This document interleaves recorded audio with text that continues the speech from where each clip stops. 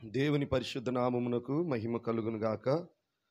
మన ప్రభువును గణరక్షకుడినైన యేసుక్రీస్తు ప్రభువారి పరిశుద్ధ నామం పేరట మీ అందరికీ నా హృదయపూర్వకమైన వందనాలు, దైవాశీస్సులు తెలియజేస్తున్నానండి. అలాగే మీ అందరి ప్రార్థనలను బట్టి, దేవుని కృపను బట్టి ఈరోజు దేవుడు నాకు ఇచ్చిన కుమారుణ్ణి, భార్యను దేవుడు క్షేమంగా తీసుకొచ్చారు. ప్రార్థించిన మీ అందరికీ పేరు పేరు వరుసన ప్రత్యేకమైన వందనాలు, దైవ దీవెనలు తెలియచేస్తున్నానండి. మరి ఈ సిలువ ధ్యాన కూడికలలో మరి కొత్తగా జ్యోతి సిస్టర్ గారు వీళ్ళు వచ్చారు కనుక జస్ట్ ఒక 5 నిమిషాలు చిన్న లైన్ చెప్తాను, విని మనం కంటిన్యూషన్గా ఏ పాటలు అయితే ఉన్నామో దాన్ని కాస్త ముందుకి తీసుకొని వెళ్దాం. దేవునికి స్తోత్రం. హల్లెలూయా, హల్లెలూయా. ప్రభునందు నాకు అత్యంత ప్రియమైన దేవుని బిడ్డలారా, ఈ యొక్క సిలువ ధ్యాన కూడికలలో యేసుక్రీస్తు ప్రభువారి యొక్క సిలువను గూర్చిన విషయాలు కొత్త నిబంధనలోనే ప్రారంభమైనవి అనుకోకూడదు. యేసుక్రీస్తు ప్రభువారి యొక్క సిలువ ఛాయలు అనేది ఆదికాండము నుండి నెరవేర్పులు కానీ ఛాయలు కానీ ప్రకటన గ్రంథం దాకా ఉన్నాయి. అయితే మూలవాక్యముగా మనం ఏం తీసుకున్నామంటే, యేసుక్రీస్తు ప్రభువారు పునరుత్థానుడైనప్పుడు ఎమ్మాయి గ్రామమునకు వెళుతున్న 2 యవనస్తులు యేసు ప్రభువారిని గురించి మాట్లాడుకుంటుంటే యేసయ్య వాళ్ళ దగ్గరకు వెళ్ళి కొన్ని విషయాలు తెలియపరిచారు. మళ్ళీ వాళ్ళు యెరూషలేముకు వస్తారు. వచ్చినప్పుడు యేసు ప్రభువారు ఏమన్నాడంటే, ఒకసారి అందరూ చూడండి, లూకా సువార్త 24వ అధ్యాయము 44వ వచనం. అంతటా ఆయన మోషే ధర్మశాస్త్రములలోను ప్రవక్తల గ్రంథములలోను కీర్తనలలోను నన్ను గూర్చి వ్రాయబడినవన్నీ నెరవేరినవని వారితో చెప్పెను. అంటే ఇప్పుడు యేసుక్రీస్తు ప్రభువారి యొక్క సిలువ రక్తపు గీత అనేది మనం ఆదికాండము నుండి ధ్యానం చేస్తూ వస్తున్నాం. ఆదికాండంలో యేసు ప్రభువారు ఎక్కడ సిలువ బలియాగాల ముంగుర్తుగా ఉన్నాయి. ఉదాహరణకు అబ్రహాము మోరియా పర్వతం మీద బలిచ్చిన ఆ గొర్రె పిల్ల మనందరి కొరకు సిలువలో బలి అయిపోయిన యేసయ్యను సూచిస్తుందని ఇలా 4-5 చోట్ల సిలువ ఛాయలను మనం ఆదికాండంలో చూసాం. నిర్గమకాండంలో పస్కా పశువుగా ఆయన ఉన్నాడని, ఇంకా యేసుక్రీస్తు ప్రభువారు ఏమేమై ఉన్నారో మనం నిర్గమకాండంలో కూడా చూసాం. కంటిన్యూషన్గా మనము ఇప్పుడు మళ్ళీ లేవియాకాండానికి వచ్చాం. లేవియాకాండములో ముఖ్య ఉద్దేశం ఏమిటంటే పరిశుద్ధపరచుట. అంటే పాపి అయిన మనుష్యుని దేవుడు ఏం చేయాలనుకుంటున్నాడు? పరిశుద్ధపరచాలనుకుంటున్నాడు. ఒక పాపి పరిశుద్ధపరచబడాలంటే ఏం కావాలి? పరిశుద్ధ రక్తము కావాలి, లేదా ఓల్డ్ టెస్టిమెంట్ ప్రకారం రక్తము కావాలి. కాబట్టి అక్కడ ఎన్ని బలులుగా దీనిని మనకి లేవియాకాండం 5 అధ్యాయాల్లో చూపించారంటే, మొదటిది దహన బలి, రెండవది నైవేద్య బలి, మూడవది సమాధాన బలి, 4వది అపరాధ పరిహారార్థ బలి, 5 పాప పరిహారార్థ బలి. ఇలా 5 బలులు ఉన్నాయి. రాత్రి మనం ధ్యానం చేసిన బలి దహన బలి. దహన బలి, దహన బలి అంటే ఒక మేకను కానీ గొర్రెను కానీ ఎద్దును కానీ తీసుకొని దాని తోలు తీసేసి ముక్కలు ముక్కలుగా దాని మాంసమును నరికి ఆంత్రములను తొలగించి బలిపీఠము మీద పుల్లలను చక్కగా పేర్చి నిప్పు అంటించి దానిని మనము అర్పణ చేసినప్పుడు అది నిర్దోషమైనది కనుక ఇంపైన సువాసనను దేవుడైన యెహోవా ఆగ్రాణించును అని చూసాం. ఇది ఎవరిలో నెరవేరిందంటే యేసయ్యలో నెరవేరిందని మనం చూసాం. పేతురు పత్రికలో ఏమనుందంటే, నిష్కళంకమైన గొర్రె పిల్ల వంటి రక్తము చేత మీరు విమోచించబడ్డారు అనేది మనం చూసాం. ఈ యొక్క దహన బలి యేసయ్యలో నెరవేరడం చూసాం. రెండోది పర్సనల్ అప్లికేషన్ చూసాం. ఈ దహన బలి మన జీవితంలో నెరవేరాలంటే రోమాపత్రిక 12వ అధ్యాయం ప్రకారం మన శరీరములను కూడా సజీవ యాగముగా బలిపీఠం మీద మనం అర్పించుకోవాలి. సజీవ యాగంగా అర్పించుకోవడం అంటే ఏంటంటే, మనము పాపము చేయగలిగుండి కూడా, తప్పు చేయగలిగుండి కూడా చేయకుండా మనల్ని మనం చంపుకోవాలి, నియంత్రించుకోవాలి. ఉదాహరణకు మనం కొంతమంది జీవితాలు రాత్రి చూసాం. పౌలు గారు అధికారం పొంది సంఘాన్ని హింసించడానికి, చంపడమే తన యొక్క జీవనాధారమైనట్టుగా బ్రతికాడు. ఎప్పుడైతే యేసు ప్రభువారు దర్శించారో తన ప్రాణాన్ని అర్పించే స్థాయికి వెళ్ళిపోయారు. అంటే పౌలు తన జీవితాన్ని ఏం చేశాడు? సజీవ యాగముగా సమర్పించాడు. కంటిన్యూషన్లో మనం ఏం చెప్పుకున్నామంటే, అవసరమైతే మన శరీరానికి ఉన్న ఆభరణాలను కూడా దేవునికి తీసి సమర్పించాలి. ఏదైనా కూడా దేవునికి మనం సమర్పిస్తే మన సమర్పణను బట్టి మన ఆశీర్వాదం యొక్క స్థాయి ఆధారపడుతుందని మనం చూసాం. దహన బలి అక్కడికి కంప్లీట్ అయింది. ఈరోజు మనము చూడబోయే బలి ఏమిటంటే నైవేద్య బలి. ఏ బలి అండి? నైవేద్య బలి. ఒకసారి లేవియాకాండము 2వ అధ్యాయం కొన్ని వచనాలు నేను చదువుతాను, తర్వాత మనం వివరించుకుందాము. లేవియాకాండము 2వ అధ్యాయము 6 వరకు నేను చదువుతున్నానండి. దయచేసి అందరూ లేఖనములను శ్రద్ధగా గమనించండి. ఒకడు యెహోవాకు నైవేద్యము చేయునప్పుడు అతడు అర్పించినది గోధుమ పిండిదై ఉండవలెను. అతడు దాని మీద నూనె పోసి సాంబ్రాణి వేసి యాజకులకు అహరోను కుమారుల యొద్దకు దానిని తేవలెను. అందులో నుండి యాజకుడు తన అరచేతితో తన చేరతో చేరెడు నూనెయు చేరెడు గోధుమ పిండియు దాని సాంబ్రాణి అంతయు తీసుకొని యెహోవాకు ఇంపైన సువాసన హోమ బలిగా పీఠము మీద అందులో ఒక భాగమును జ్ఞాపకార్థముగా దహింపవలెను. 3 ఆ నైవేద్య శేషము అహరోను అతని కుమారులకు ఉండును. యెహోవాకు అర్పించినది హోమములలో అతి పరిశుద్ధము. 4 నీవు పొయ్యిలో కాల్చిన నైవేద్యము చేయినప్పుడు అది నూనె కలిసినదియు పొంగనదియు గోధుమ పిండి అప్పడము వలె దాని నూనె రాచినదియు పొంగనదినై పూరి వలె గాని కావలెను. 5 నీ అర్పణము పెన మీద కాల్చిన నైవేద్యమైన ఎడల అది నూనె కలిసినదియు పొంగనదై గోధుమ పిండిదై ఉండవలెను. 6 అది నైవేద్యము గనుక నీవు దానిని ముక్కలుగా త్రుంచి వాటి మీద నూనె పోయవలెను. ఒక్కొక్క దానికి ఒక్కొక్క అర్థం ఉందండి, అంతా వివరించలేం. కొన్ని ప్రాముఖ్యమైన విషయాలు నేను మీకు చెప్పాలని ఆశపడుతున్నాను. యేసయ్యా మీ నామానికి వందనాలు. చదవబడిన లేఖనమును మీరు ఆశీర్వదించండి. దీనదాసుడనైన నేను నీ బిడ్డలకు వాక్యమును వివరించబోతుండగా నీ సహాయమును మాకు దయచేయండి. నీ వాక్యము ద్వారా మాతో మీరు మాట్లాడండి. ఆత్మదేవా నీ స్వరమును మాకు వినిపింపచేయండి. నీ కృప చూపమని యేసు నామమును అడుగుతున్నాము తండ్రి, ఆమేన్. ఇప్పుడు ఈ నైవేద్య బలిలో 3 ఇంగ్రీడియంట్స్ అంటే 3 దినుసులు లేదా 3 పదార్థాలు ఉపయోగించబడినవి. 1 గోధుమ పిండి. ఒకడు యెహోవాకు నైవేద్యము చేయినప్పుడు అర్పించినది గోధుమ పిండిదై ఉండవలెను. ఎన్నో ధాన్యాలు ఉన్నాయి కదా, ప్రపంచంలో ఎన్ని ధాన్యాలు ఉన్నాయి? చాలా ధాన్యాలు ఉన్నాయి. కానీ గోధుమ పిండినే ఎందుకు తీసుకున్నారు అని మనం ఆలోచన చేస్తే దీని వెనకాల దేవుని అద్భుతమైన ప్రణాళిక ఉంది. యేసు ప్రభువారు కూడా తనను తాను గోధుమ పిండితో పోల్చుకొని మాట్లాడారు, గోధుమ గింజతో. ఒకసారి చూద్దాం ఆ వచనము. The gospel according to John, యోహాను సువార్త 12వ అధ్యాయం. యోహాను సువార్త 12వ అధ్యాయము 20 నుండి మనం చదువుదాం, సందర్భం కూడా చదువుదాం. ఆ పండుగలో ఆరాధింప వచ్చిన వారిలో కొందరు గ్రీసు దేశస్థులుండిరి. యేసయ్య దగ్గరకు గ్రీసు దేశస్థులు వచ్చారండి. గ్రీకులు దేనికి ఫేమస్ అంటే జ్ఞానమునకు. వీళ్ళు యేసయ్య దగ్గరికి వచ్చిన ఇంటెన్షన్ ఏంటంటే to show their knowledge to Christ. వారి యొక్క జ్ఞానమును యేసయ్యకు చూపించి, నీవు జ్ఞానివని ఇక్కడ అందరూ చెప్పుకుంటున్నారు కదా, నీకంటే జ్ఞానులు గ్రీసు దేశంలో ఉన్నారు అని వాళ్ళ జ్ఞానాన్ని వలకబోయడానికి యేసయ్య దగ్గరకు గ్రీసు దేశము నుండి కొంతమంది వెళ్ళారు. 21వ వచనం. వారు గలిలయలోని బెత్సయిదా వాడైన ఫిలిప్పు నొద్దకు వచ్చి, అయ్యా మేము యేసును చూడగోరుచున్నామని అతనితో చెప్పగా ఫిలిప్పు వచ్చి ఆంద్రేయతో చెప్పెను. ఆంద్రేయ ఫిలిప్పును వచ్చి యేసుతో చెప్పిరి. 23 అందుకు యేసు వారితో ఇట్లనెను, ఏమండి వచ్చిన వారిని యోగక్షేమాలు అడగాలి యేసయ్య. ఏమండి ఎంత దూరం నుండి వచ్చారు? మంచినీళ్ళు తాగారా? మరి గ్రీకు దేశంలో తాతారావు స్వీట్స్ బాగున్నాయా, లేకపోతే ఇంకా ఏమన్నా ఫేమస్ ఏరియాలు చూడాల్సినవి ఉన్నాయా అని చెప్పి కుశల ప్రశ్నలు అడగాలి యేసయ్య. ఊరి నుంచి వచ్చిన వాళ్ళు మనం అయ్యే కదండి అడిగేది. కానీ యేసు ప్రభు వారు హృదయాంతరంగములను ఎరిగాడు. వాళ్ళు ఏ ఇంటెన్షన్తో యేసయ్య దగ్గరకు వచ్చారో తెలిసి యేసయ్యకి. అందుకు యేసయ్య ఏం చేశారంటే డైరెక్ట్గా మ్యాటర్లోనికి వెళ్ళారు. ఏమన్నారు? అందుకు యేసు వారితో ఇట్లనెను, మనుష్య కుమారుడు మహిమ పొందవలసిన గడియ వచ్చి ఉన్నది. 24 గోధుమ గింజ భూమిలో పడి చావకుండిన ఎడల అది ఒంటిగానే యుండును, అది చచ్చిన ఎడల విస్తారముగా ఫలించును. అంటే ఇప్పుడు వీళ్ళ జ్ఞానం ఏమిటి?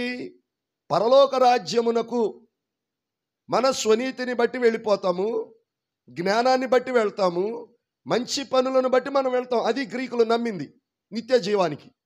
కానీ యేసు ప్రభు వారు వాళ్ళకి ఏం పరిచయం చేస్తున్నాడు? ఒక వ్యక్తి నిత్య జీవానికి వెళ్ళడం అనేది జ్ఞానమును బట్టి కాదు, నీతి క్రియలను బట్టి కాదు, డెత్ అనేది కావాలి, మరణము అనేది కావాలి, సబ్స్టిట్యూషనరీ డెత్ అనేది మనకు కావాలని యేసు ప్రభు వారు బోధిస్తే ఏమన్నారంటే తనను తాను గోధుమ గింజతో పోల్చుకున్నాడు. ఎన్ని గింజలు ఉన్నాయండి? చాలా గింజలు ఉన్నాయి.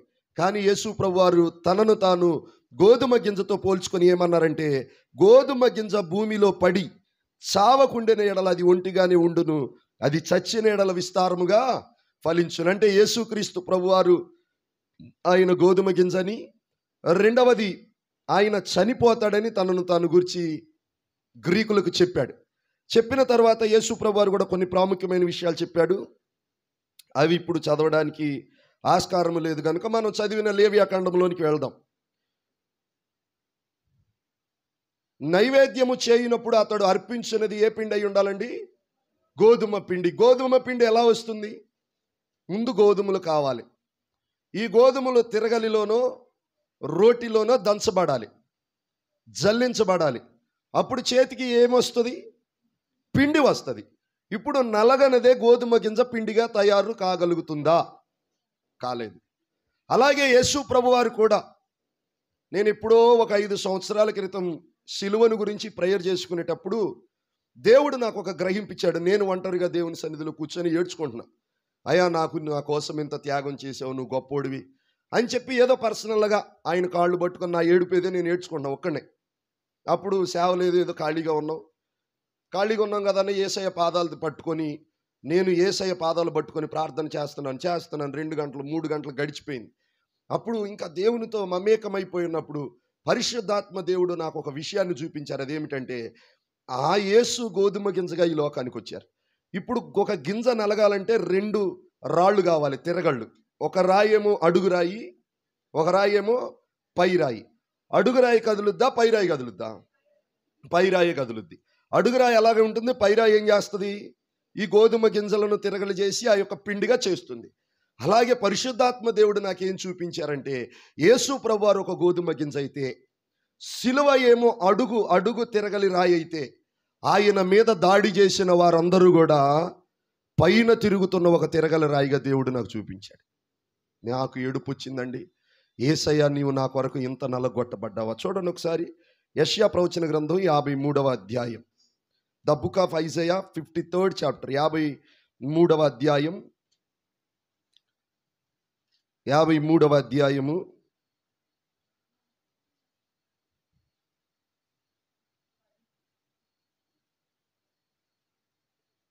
దేవునికి మహిమ కలుగును గాక. ఒక్క నిమిషం. హల్లెలూయా, హల్లెలూయా. 5వ వచనం చదువుదాం. మన అతిక్రమములను బట్టి అతడు గాయపరచబడెను. మన అతిక్రమములను బట్టి అతడు గాయపరచబడిన. చదవండి అమ్మా. మన దోషములను బట్టి నలుగగొట్ట ఏం చేయబడ్డాడండి? ఆయన నలిగిపోయాడు. దేనికి మధ్య నలిగిపోయాడు? సిలువకు, రోమా ప్రభుత్వపు సైనికుల కొరడాల, శూలముల, ఉమ్మి దెబ్బలకు, వాట్ ఎవర్ ఇట్ ఈస్, ఏదైతే యేసయ్య మీద ఉపయోగించారో అవన్నీ పై తిరగటి రాయికి దేవుడు నాకు చూపించాడు. వీళ్ళందరూ యేసు ప్రభువారిని ఏం చేసేసారంటే రక్తపు ముద్దగా చేశారు. ఈ గోధుమ గింజ ఏమైపోయిందంటే సొగసైనను సురూపమైనను. చూడండి ఒకసారి 2వ వచనము. లేత ఒక్క వలె, ఎండిన భూమిలో మొలిచిన మొక్క వలె అతడు మన ఎదుట పెరిగెను. అతనికి సురూపమైనను సొగసైనను లేదు. మనం అతనిని చూచి అపేక్షించినట్లుగా అతని యందు ఏమీ లేదండి. కానీ ఆయన ఎలాంటి రూపము కలిగిన వాడు? దేవదూతలు సహా ఆయన ముఖము చూడలేక రెండు రెక్కలతో ముఖమును కప్పుకొని, 2 రెక్కలతో ఎగురుతూ, 2 రెక్కలతో దిశమూలను కప్పుకున్న ఈ అతి సుందరుడు, ఈ ధవళవర్ణుడు, ఈ పాపులలో చేరక ప్రత్యేకముగా ఉన్నవాడు ఇక్కడ ఏమైపోయాడంటే సురూపమైనను సొగసైనను లేదు. మనం అతనిని చూచి అపేక్షించినట్లుగా అతని యందు స్వరూపము లేదు. అతడు తృణీకరింపబడిన వాడాయను, మనుష్యుల వలన విసర్జింపబడిన వాడాయను, వ్యసనాక్రాంతుడుగాను, వ్యాధిని అనుభవించిన వాడుగాను, మనుష్యులు చూడనొల్లని వానిగాను ఉండెను. అతడు తృణీకరింపబడిన వాడు కనుక మనం అతనిని ఎన్నిక చేయక పోతి. మీ బరబ్బాను కోరుకొని క్రీస్తును సెలెక్ట్ చేసుకున్నారు. నెక్స్ట్, నిశ్చయముగా అతడు మన రోగములను భరించెను, మన వ్యసనములను వహించెను. అయినను మొత్తబడిన వాడిగాను, దేవుని వలన బాధింపబడిన వానిగాను, శ్రమ నొందిన వానిగాను అతనిని మనము ఎంచితిమి. దీంట్లో మనకు ముఖ్యమైన మాట ఏమిటంటే, మన దోషములను బట్టి ఆయన నలుగగొట్టబడెను. దేవునికి స్తోత్రం కలుగును గాక. దేనికి ఆయన మధ్య నలుగగొట్టబడ్డాడండి? కలువరి శిలువకు రోమా సైనికులకు మధ్య ఒక గోధుమ గింజ 2 తిరగళ్ళ మధ్య పడి నలిగినట్లుగా నా యేసు నైవేద్య బలిగా మనలను చేయడానికి, ఆయన కూడా నైవేద్య బలి కావడానికి ఆయన నలిగిపోయాడు. దేవునికి స్తోత్రం కలుగును గాక. ఇది మనము గుర్తు చేసుకోవాలి, దీనిని మనము ధ్యానించాలి. అయితే యేసయ్య నలిగారు, మరి మనం ఏమన్నా నలుగుతున్నామా ఆయన కోసం? పౌలు గారు అన్నారు, నేను ఉపవాసములతోనూ జాగరణములతోనూ వస్త్రహీనతతోనూ కరువుతోనూ నేను క్రీస్తు నిమిత్తం ఏమైపోయానంటే నలిగిపోయాను అన్నాడు. ఈ పూట క్రిస్టియానిటీ అంటే ఎలా ఉందో తెలుసా అండి? సూట్ వేసుకోవడం తప్పు కాదు, వేసుకోవచ్చు. బాగా సఫిస్టికేటెడ్ లైఫ్ ఏదైనా ఉందంటే క్రిస్టియానిటీ అనుకుంటున్నారు చూసిన వాళ్ళందరూ. క్రిస్టియానిటీలో డెకరేషన్కి ఎక్కువ ప్రయారిటీ పెరిగిపోతుంది, అందానికి ఎక్కువ ప్రయారిటీ పెరిగిపోతుంది. ఏమండి, సుఖాపేక్షకు ఎక్కువ అవకాశం పెరిగిపోతుంది. ఏమాత్రము కూడా దేవుని సన్నిధిలో ప్రార్థనలో కానీ పాటలలో కానీ ఉపవాసము చేత కానీ ఏమాత్రము నలగొట్టుకోవడానికి అస్సలు ఇష్టపడడం లేదండి. పౌలు గారు అంటున్నాడు, నేను అనేకులకు బ్రోధించి భ్రష్టుడనవుదనేమో అని నా శరీరమును దినదినం ఏం చేస్తున్నాడండి? నలగొట్టుకుంటున్నాడు. ఎందుకు నలగొట్టుకుంటున్నాడు? ఇదంత మంచిది కాదు ఈ శరీరం. ఇప్పుడు యేసుప్రభువు వారు నలగొట్టుకున్నాడు, ఆయనను చూచి ఏడవడానికి మనం ఇక్కడికి వచ్చాం, మంచిదే. కానీ నేనేమంటున్నానంటే, ప్రభు కొరకు నీవేమైనా నలిగావా? ప్రార్థనలో నీవు నలుగుతున్నావా? వాక్యముతో నీవు నలుగుతున్నావా? వాక్యమును నీ గద్దించినప్పుడు వాక్యానికి ఏమైనా లోబడే మనసు నీకుందా? లేదండి, జస్ట్ ఒక ఆరాధన జరుగుతున్నప్పుడు లాస్ట్లో ఒక పావుగంట వచ్చి వెళ్ళిపోతానండి. దానికిను రేయింబగళ్ళు దేవుని సన్నిధిలో ఉండి పరిచర్యలో నలగడానికి వ్యత్యాసం ఉంది.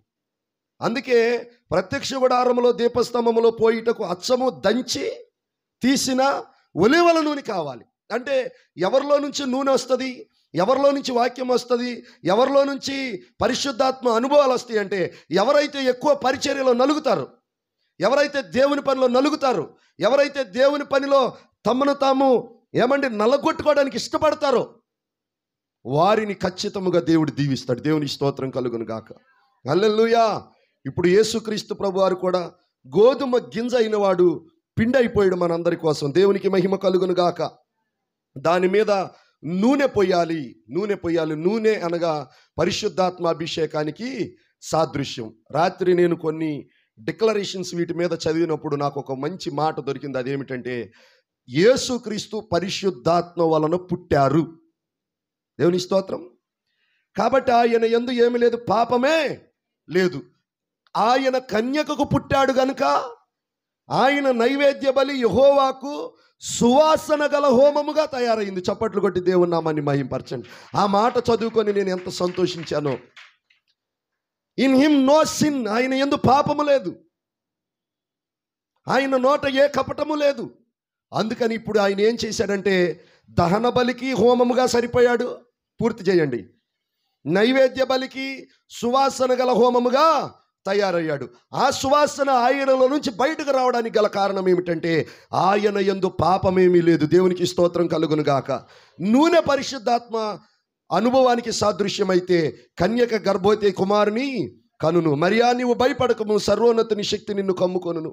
పరిశుద్ధాత్మ వలన నీ ఒక కొడుకుని కుమారుని కంటావు, ఆయనకు యేసు అని పేరు పెడతావు. అందుకే ఇక్కడ మనము చదవబడిన మాటలో నూనె అనేది పరిశుద్ధాత్మ అభిషేకానికి సాదృశ్యం అండి. తర్వాత సాంబ్రాణి.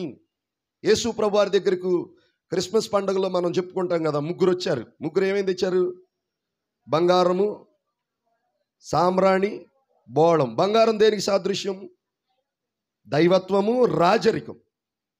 రాజు నిర్గమకాండంలో ప్రత్యక్ష గుడారం లైన్లో చూస్తేనేమో దేవుడు. దీనికి ఏం చెప్పుకోవచ్చు మనము? మెల్కీ సెదక్. మెల్కీ అంటే సెదక్ అంటే యాజకుడు, మెల్కీ అంటే రాజు. రాజులైన యాజక సమూహం. అంటే ఇప్పుడు యేసుక్రీస్తు ప్రభువారు రాజుగా ఉన్నాడు, యేసయ్య దేవుడిగా ఉన్నాడు. కాబట్టి ఇప్పుడు ఈ సామ్రాణి మనకేం ఇండికేట్ చేస్తుంది? యేసయ్య ఆరాధనకు యోగ్యుడు. దేవునికి స్తోత్రం కలుగును గాక. ఇప్పుడు ఈ సామ్రాణి వేసి యాజకులకు అహరోను కుమారుల యొద్దకు దానిని తేవలెను. కొంచెం కిందకు చదువుదాం, 4వ వచనం చదువుదాం. నీవు పొయ్యిలో కాల్చిన నైవేద్యము చేయనప్పుడు అది నూనె కలిసినది పొంగనిదై గోధుమ పిండి అప్పడము వలె గాని నూనె రాచినది పొంగనిదై పూరి వలె కావలను. ఇక్కడ మనకు కావలసిన మాటల్లో ముఖ్యమైనది ఏమిటంటే, ఈ యొక్క నైవేద్య బలి రొట్టెను ఎక్కడ కాల్చారండి? పొయ్యిలో. పొయ్యి మీద కాదు. పొయ్యిలో వేరు, పొయ్యి మీద వేరు. పొయ్యి మీద అంటే ఏమిటి? ఇటు ఒక రాయి పెట్టి, ఇటు ఒక రాయి పెట్టి, అటు ఒక రాయి పెట్టి, దాని మీద కుండ పెట్టి మనం పుల్లలు పెట్టి వెలిగించడం పొయ్యి మీద. పొయ్యిలో ఏంటి? నిప్పుల మీదే కాల్చారు దాన్ని. ఇది దేనికి సాదృశ్యం అంటే, యేసుక్రీస్తు ప్రభువారు పడిన శిలువ శ్రమలకు సాదృశ్యం. శిలువ శ్రమలకు సాదృశ్యం. కాబట్టి ఇప్పుడు యేసు ప్రభువారు శిలువ శ్రమలను నొంది గోధుమ గింజగా ఈ లోకమునకు దిగి వచ్చి, దేవునికి స్తోత్రం, పరిశుద్ధాత్మ వలన ఆయన ఈ లోకమునకు పాపము లేనివాడుగా వచ్చి, పరిశుద్ధాత్మ వలన ఆయన ఈ లోకమునకు పాపము లేనివాడుగా వచ్చి నీ కోసం నా కోసం కలువరి శిలువలో చిత్రహింసలను అనుభవించాడు. అనుభవించి చివరికి ఏం చేశాడంటే, ఆయన పరిశుద్ధమైన సువాసన గల హోమముగా ఆయన అంగీకరించబడ్డాడు. దేవునికి మహిమ కలుగును గాక. హల్లెలూయా. 11వ వచనం కూడా చదువుదాం. మీరు యెహోవాకు చేయు నైవేద్యం ఏదియు పులిసి పొంగని దానితో చేయకూడదు. పులిసిన స్వభావం అంటే పాప నైజము. మొన్న కూడా మనం చెప్పుకున్నాం కదా.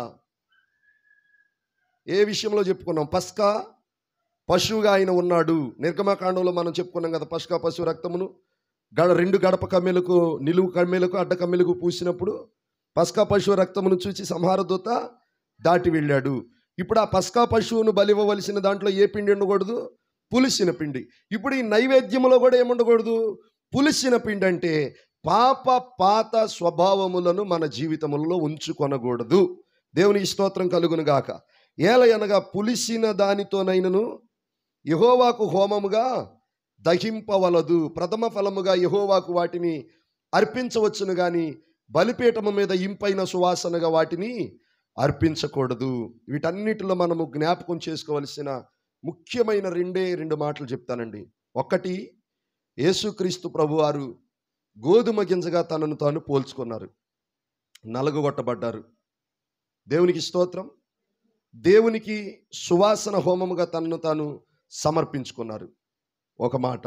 రెండవ మాట, మన మట్టుకు మనం ఏమైనా దేవుని కోసం నలుగుతున్నామా?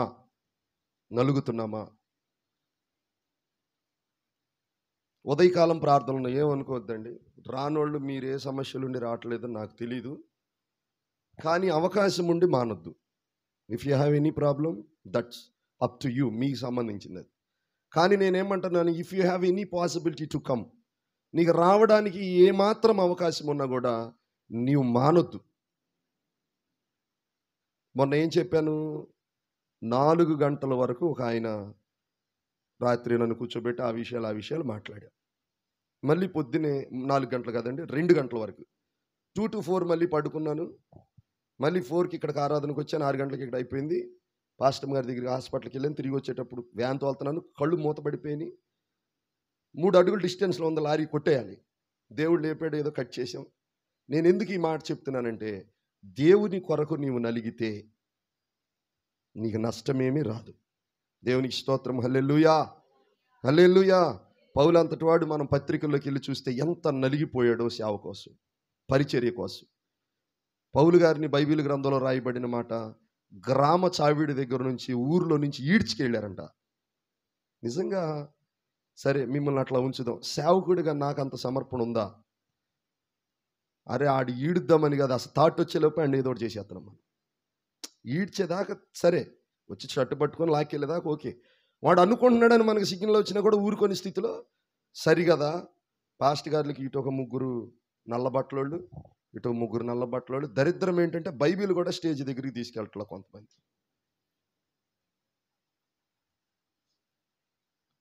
సరిగదా.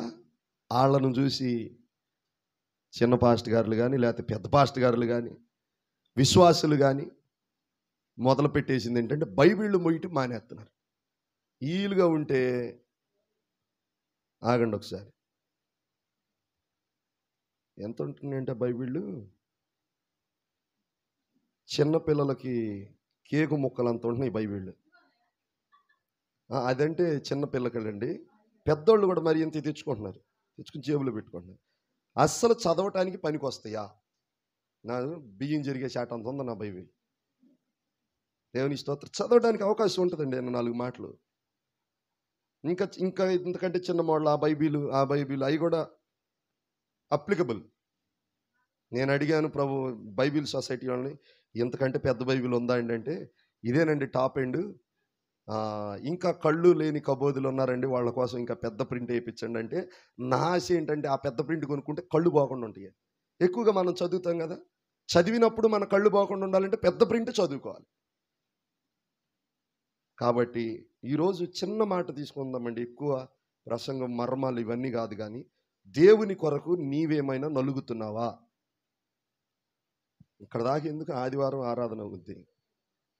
4 పట్టాలు ఇక్కడ ఉన్నాయి, 4 కుర్చీలు ఉన్నాయి. 4 కుర్చీలు అటు పెట్టి 4 పట్టాలు మాడతేసి మందిరం ఓడవట్లేదండి.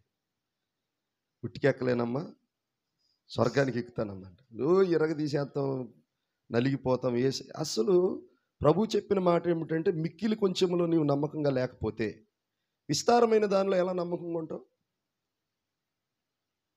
కాబట్టి నీ కంటికి కనబడిన ఏ చిన్న పనినైనా, ఏ చిన్న కష్టమునైనా, దేవుని పనిలో నువ్వు ఎంత నలిగితే నీవంత ఆశీర్వదించబడతావు. నేను తెగబాడే ఉండండి పాటలు. పాడి పాడి పాడి పాడి పాడి పాడి పాటల ద్వారానే చాలా వాక్యం వెళ్ళిపోయింది నాలోకి. ఇప్పుడంటే వాక్యం చెప్పి స్వరం పోయింది, కానీ అసలు మనం పాట పాడితే మామూలుగా ఉండేది కాదు. సరే పాట పాడిన వచ్చినాక వీళ్ళ బతకనిచ్చేవాడిని, ఏంటి బాబాయ్ మందని ఇవాళ చర్చిలో టాప్ సాంగ్ అని వీళ్ళ బాధ పెట్టేవాడిని. ఎందుకనంటే దేవుని పనిలో మనం నలగాలి. మా ఊర్లో మా తాతయ్య 3 రోజులు సభలు పెట్టేవారు. మా అమ్మ ఉన్నారు ఇక్కడ, నేను స్టేజ్ మీద ఉన్నాను. 3 రోజులు రాత్రింబవళ్ళు నిద్రపోయేవాడిని కాదు. ఏదొకటి పని పని పని పని. దేవుడిచ్చిన కృప 3 రోజులు నిద్ర, 2 రోజులు పడుకునేవాడిని. అది ఆ కృప కూడా ఇచ్చాడు దేవుడు నాకు. కొంతమంది ఏమో నిద్రకి ఆగలేరు, అవకాశం వచ్చినప్పుడు ఒక గంట పడుకోరనే నిద్ర అట్టదాడు. అట్లాంటి వాళ్ళు దేవుని పని చేయలేరు. అవసరమైతే నిద్ర కట్టుకోవాలి, కడుపు కట్టుకోవాలి, ఆకలి కట్టుకోవాలి, పెట్టినప్పుడు 3 బిర్యానీలైనా తినేయాలి. దేవుని స్తోత్రం. ఆగాలి అన్నప్పుడు 3 పూటలైనా ఆగాలి. అది ఉండాలి, ఇది ఉండాలి. అలాంటి వారు ఏం చేస్తారంటే ప్రభు కొరకు పని చేయగలుగుతున్నారు. మరి బిడ్డలారా, మీరు దేవుని కొరకు ఏమైనా నలుగేది ఉందా మీ జీవితంలో? లేకపోతే ఈరోజైనా సమర్పించుకుందాం. ప్రభువా, నీవు గోధుమ గింజవలి ఈ లోకమునకు దిగి వచ్చి నా పాపముల నిమిత్తమై కలువరి శిలువకు రోమా ప్రజలకు మధ్య నీవు గోధుమ గింజవలే నలిగిపోయావు ప్రభువా. నా కోసము నైవేద్య బలిగా చేయబడ్డావు ప్రభువా. ఆత్మాభిషేకము కలిగిన నీవు పాపము లేని పుణ్య పురుషుడిగా దేవునిగా ఈ లోకమునకు దిగి వచ్చావు ప్రభువా. అయా, నీవు ఆరాధనకి యోగ్యుడవయ్యుండి నీవే సామ్రాణిగా, నీవే ధూపముగా మారిపోయావు ప్రభువా. నన్ను కూడా నీ కొరకు అలా మార్చయ్యా. నేను కూడా నీ కొరకు కరిగిపోవాలయ్యా. కవ్వొత్తుందండి, కరిగిపోతే ఏమిస్తుంది? వెలుగిస్తుంది. ఎంతమంది భక్తుల చరిత్రలు చెప్పొచ్చో, వాళ్ళు కరిగిపోతూ వెలుగునిచ్చి, వాళ్ళు పాడైపోతూ ఆశీర్వాదాన్ని పంచిచ్చి, మనము కూడా అలాంటి వరుసలోనికి రావాలని, అలాంటి స్థాయికి రావాలని పరిశుద్ధాత్మ దేవుడు కోరుకుంటున్నారు. అట్టి కృపను దేవుడు మనకు దయచేయును గాక. దయచేసి తలలు ఉంచుదాం, ప్రార్థనలు ఏకీభవించుదాం. ప్రేయర్ బుక్ ఇవ్వండి.